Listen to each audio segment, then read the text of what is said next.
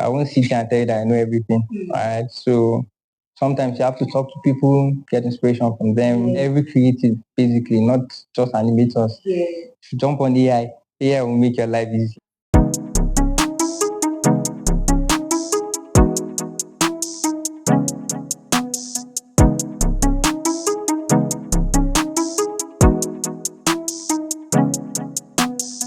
What's good, creatives? I am Nina Shine. Welcome to the Symphony Pod from the Symphony Studio. Here we speak on comic, funtainment, entertainment.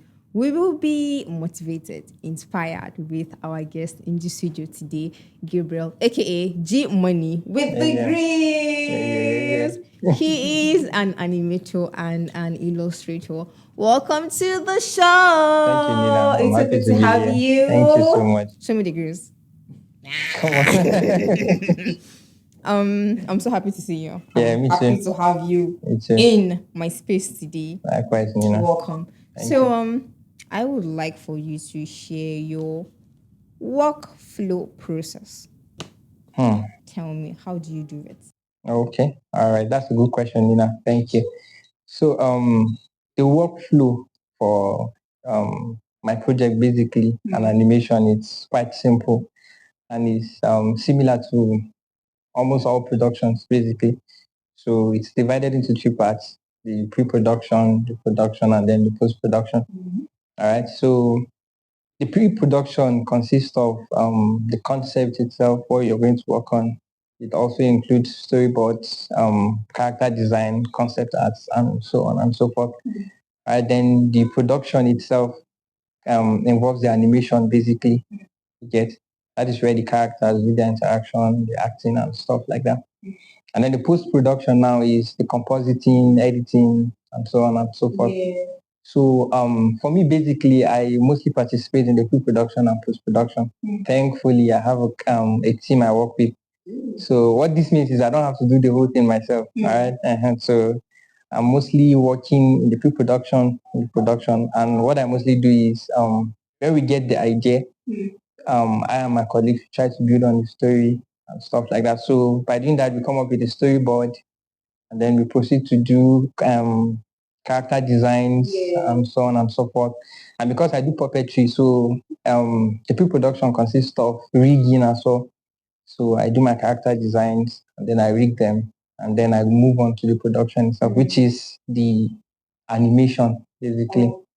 And then by then we should have our voiceovers ready, depending on what the projects are. These things differ, you understand, as the project comes. So by then our voiceovers and stuff are ready. Then we go into animation. So the production is the animation itself, where characters, yes, these characters interact with themselves, they do their acting and so on and so forth. And then when I'm done with this part, I ship it to my colleague and then he continues with the rest. So I mean I'm free after that. You're free. Fantastic. So basically that's that. Fantastic. You made mention of a word. You said rigging. Yeah. Say to a common man now, a basic man that does not know what rigging means now, because basically, if you're like saying rigging to a layman, it means corruption. Do you understand? Of ballot papers and stuff. Exactly. Yeah, I get the idea. So, what do you mean by rigging in terms of animation? Okay, so just to give you a little context, there are different kinds of animation. Yes, so there is traditional animation, 3D, and then you have your puppetry, and so on and so forth. It's not just restricted to these three. So because I do puppetry, like from the normal puppet, like the traditional puppets, where you have strings and stuff, where you used to. So I'm doing exactly that. Just this time I'm doing it digitally. You understand? And for you to be able to use your puppets, you need to like add bones to them, basically. So that's what rigging is. You're adding bones to your characters. All right, all these joints and stuff. That's what I'm doing, basically, so they can move like human beings and stuff. Fantastic. Your creative process. Is there something that inspires your creative process when you're working on a project, or you just go with the flow? I think I do both sometimes. So I kind of go with the flow sometimes, and then some other times there are other things that inspire me. So I won't sit here and tell you that I know everything. All right. So sometimes you have to talk to people, get inspiration from them because you can't know everything. I mean, and then sometimes because I watch a lot of people that do similar thing that I do. All right, other animators and stuff. So whenever I watch their stuff, I kind of like save it somewhere because I know I might end up needing it sometimes. So I draw inspiration from these things, from movies, from shorts on YouTube, loads of content. You go to Pinterest, you get stuff there. You go to Dribble, Behance, and the rest of them. So basically, these are the places where I get my inspirations from. Fantastic. I don't know of any animator that goes by the name G Money with the Grays. Long story. It's giving master.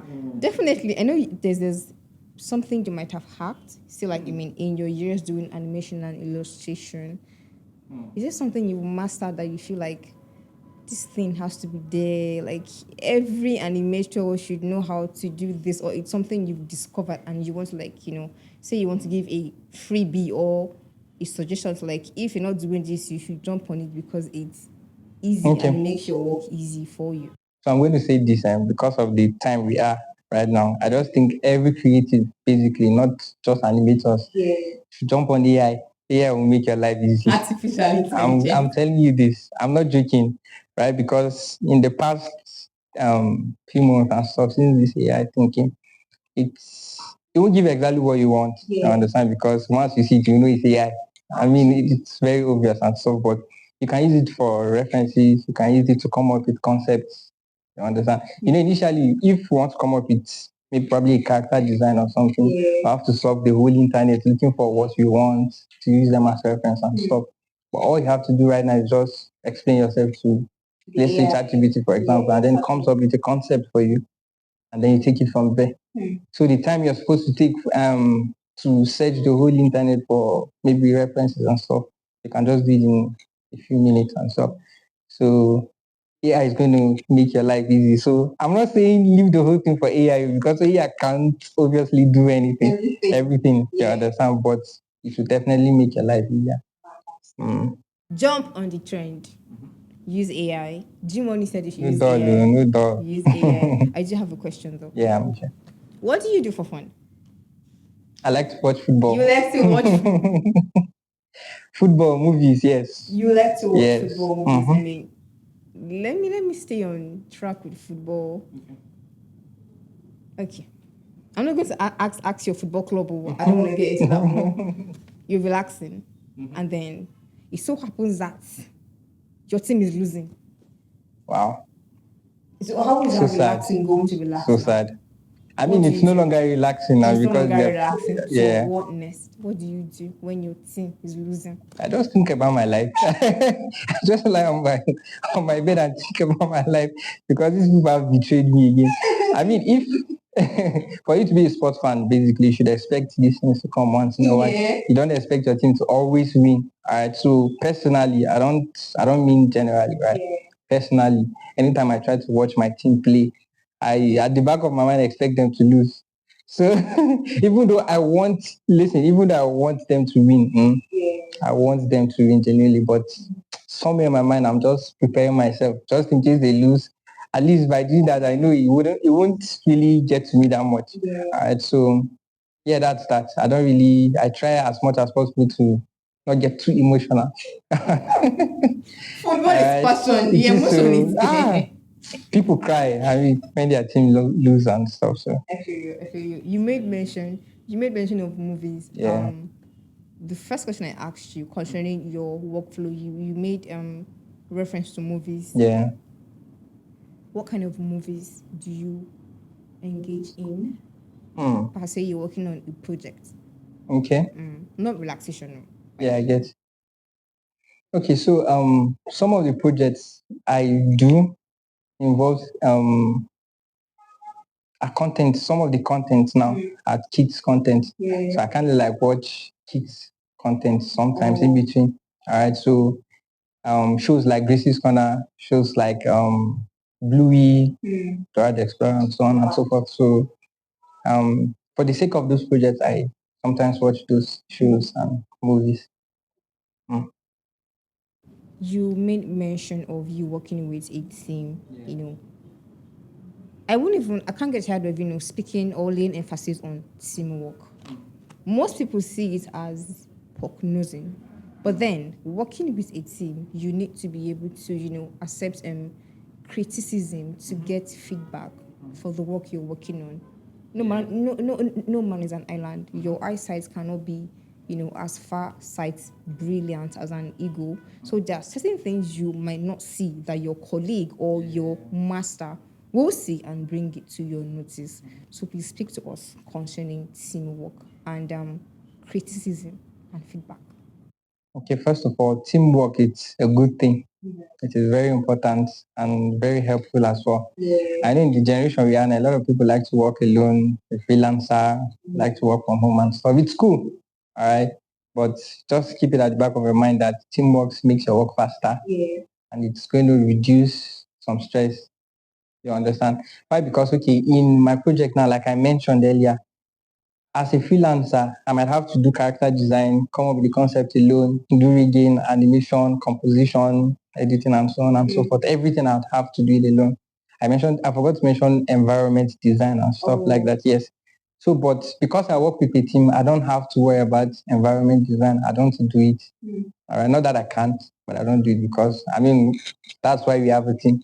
All right. So teamwork is very important. It's going to save you a lot of time.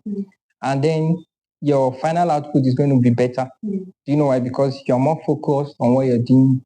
Understand? Because if you, especially when you have short timeline and deadlines and stuff, imagine achieving this kind of stuff. You understand? So my first animation project I ever did took me months. I'm not gonna lie to you, it took me long time. But then right now, because I'm working in a team, I can easily do it in 2 weeks. Yes, I can easily do it in 2 weeks. That's because I'm working with a team. So teamwork cannot be overemphasized. It's very important. And then talking about criticisms, it's also good because you don't know everything. All right. And you might do something thinking it's very nice, and then someone might just walk up and show you something that you might have missed. All right. So sometimes it is very important that you accept these things. They are not trying to poke nose or make you feel bad or something. All right. But you just want to make the whole work easy for you and then make it better. So advice, you accept criticisms and stuff as long as it's constructive. Sha. So if someone tries to advise you or show you something, just take it. And I'm sure you're going to learn from it at the end of the day. Sometimes you don't even need to wait for them to come and criticize your work. When you're done, you can just run it by someone. How far away do you think? You understand? Stuff like that. I think this is the part where I have to go. Jimmy has dropped wisdom. I'm dropping fast, man. Number one, from what I got here, no man is an island. You Yeah. cannot function alone. You need a different eyes to view Yeah. your work Yeah. for feedback and criticism. No man is, you don't know everything. Nah, you don't. Which is really, really You don't. thank you for your word of wisdom. Thank you, Nina. So it's been enlightening having you in the studio. I have been inspired. If there's something that I've not been doing before, you've dropped your words of wisdom. Well done. Thank you, Nina. Thank you so for much. joining me in the Thank studio you for today. having me in the It's show. been a pleasure. Thank you so much. See you on the next one. All right, I will. All right. If Thank you're you. yet to hit the subscribe button for the Symphony Pod, ensure you do that right now. Thank you for watching, and we will see you on the next one.